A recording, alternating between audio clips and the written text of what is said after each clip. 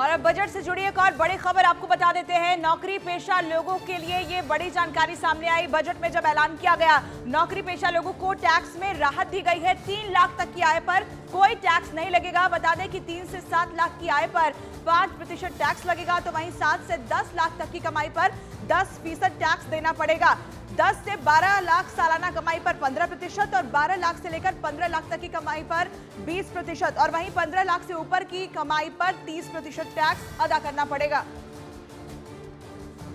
तो बजट में सबसे ज्यादा उम्मीदें टैक्स को लेकर थी कि क्या सरकार की तरफ से बड़ा ऐलान नौकरी पेशा लोगों के लिए किया जाता है। पूरी खबर क्या है आपको बताते हैं। न्यू टैक्स रिजीम को बढ़ाकर 75,000 रुपए इस बजट के जरिए कर दिया गया है। आपको यह भी बता दें कि बजट में न्यू टैक्स रिजीम का टैक्स स्लैब भी बदल दिया गया है। नए ऐलान से न्यू टैक्स रिजीम में 17,500 तक का इसे कर दिया गया है।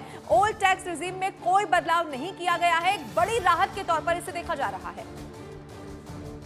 तो आम आदमी को सबसे ज्यादा इसी का इंतजार होता है कि टैक्स स्लैब में उन्हें क्या छूट मिलेगी। ओल्ड रिजीम में कोई बदलाव नहीं है, लेकिन न्यू रिजीम में कुछ बदलाव किए गए हैं। ये रिपोर्ट देखिए।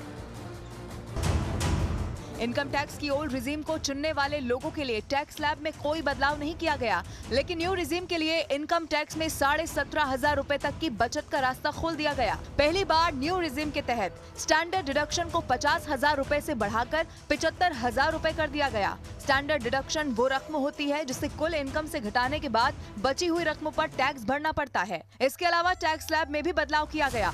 3 लाख तक की आय पर कोई टैक्स नहीं लगेगा।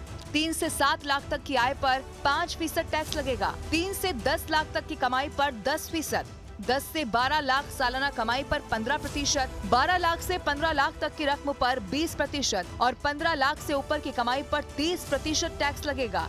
A salaried employee in the new tax regime stands to save up to 17,500 rupees in income tax.